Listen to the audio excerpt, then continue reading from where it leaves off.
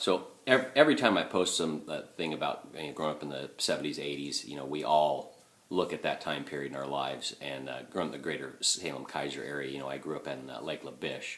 But whenever I got to Kaiser or Salem, it was always fun. And I think every generation glorifies their youth. Not so much depression babies, because that wasn't fun, but the 40s, 50s, 60s, 70s, they all had their highlights. But my daughter asked me one time, was it really that fun, the 80s? And I'm like, man, you have no idea. It was such an easy time, I think, in that realm. I mean, we all went to, there was only one mall, Lancaster, and you went to Lancaster, and there was Payless and King's Table and Orange Julius, and then you went over to the puppy store and the pet store and looked at some puppies, and you walked down to Gene Machine and Electric Palace, and there was a Bob's on Lancaster, and there was a Bob's inside the mall.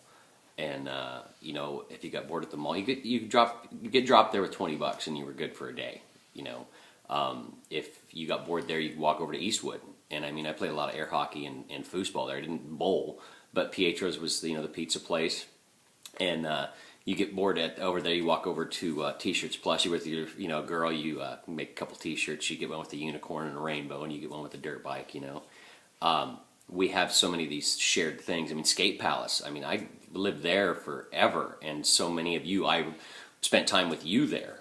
It was just a safe, happy time.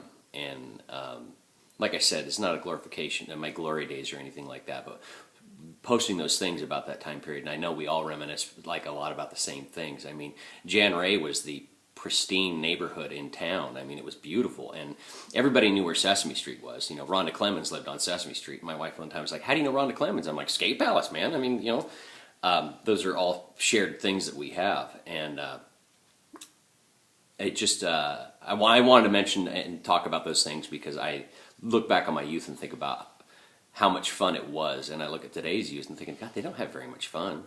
They don't get out and do stuff. I mean, half of them don't get their license till they're 20. And we all got ours the day we turned 16. It was just funny.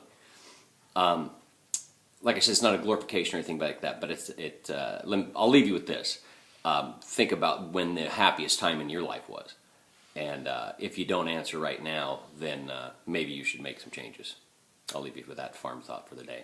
I'm going to go to work. Have a happy Friday.